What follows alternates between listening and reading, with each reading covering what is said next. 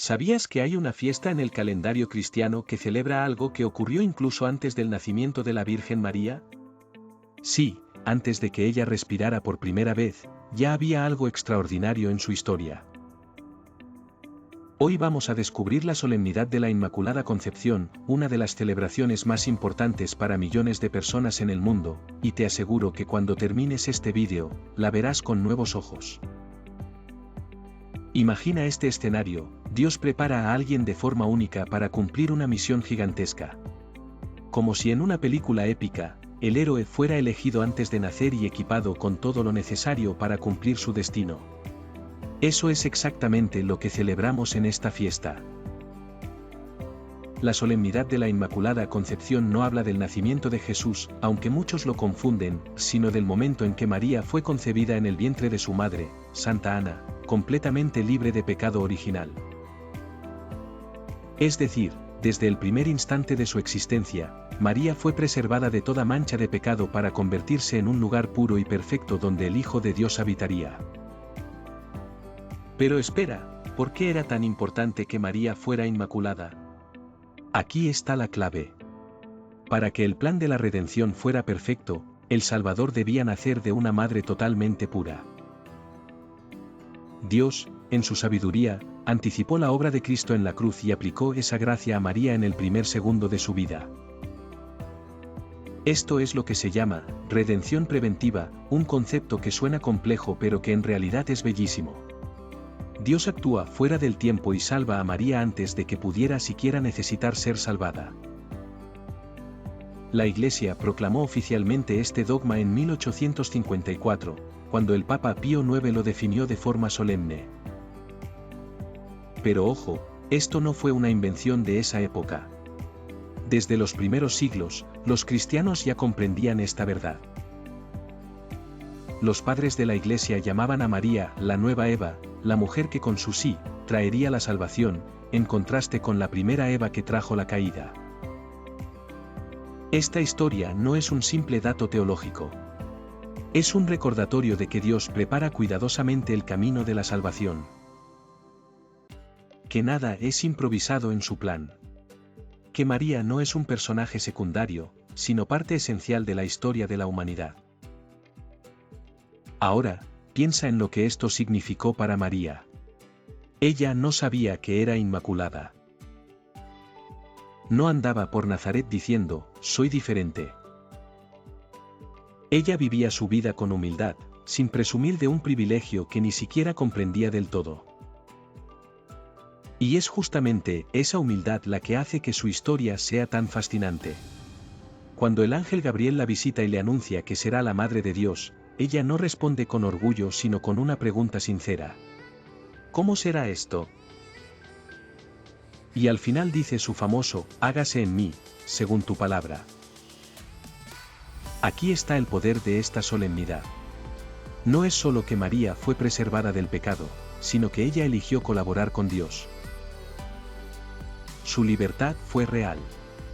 Pudo haber dicho que no, pero dijo que sí. Y ese sí, cambió el rumbo de la historia. La solemnidad de la Inmaculada Concepción nos invita a reflexionar sobre nuestras propias decisiones. Tal vez no nacimos sin pecado, pero tenemos la oportunidad de decir sí a Dios, en las cosas pequeñas de cada día. María es un modelo de lo que la gracia puede hacer en alguien que está dispuesto a colaborar. Otra cosa fascinante es que esta solemnidad es celebrada en muchos países de maneras únicas. En España, por ejemplo, es fiesta nacional. En varios países de América Latina, se organizan procesiones, serenatas y hasta fuegos artificiales en honor a la Virgen. En Filipinas, miles de fieles asisten a la misa de madrugada. Es como si todo el mundo se uniera para decirle a María: gracias por haberte dejado amar por Dios. Pero no se trata solo de una solemnidad. También es un llamado a la pureza del corazón. A recordar que la gracia de Dios puede transformarnos. Así como María fue el inicio de algo nuevo, nosotros también podemos ser el inicio de algo nuevo en nuestras familias, en nuestra comunidad, en el mundo. ¿Te imaginas si todos comenzáramos a vivir con esa disponibilidad de María? Tal vez el mundo sería un lugar con más paz, más esperanza y menos egoísmo. Para entender el impacto de esta solemnidad, hay que mirar un poco de historia. Aunque los cristianos veneraban a María desde los primeros siglos, la definición oficial de la Inmaculada Concepción llegó mucho más tarde.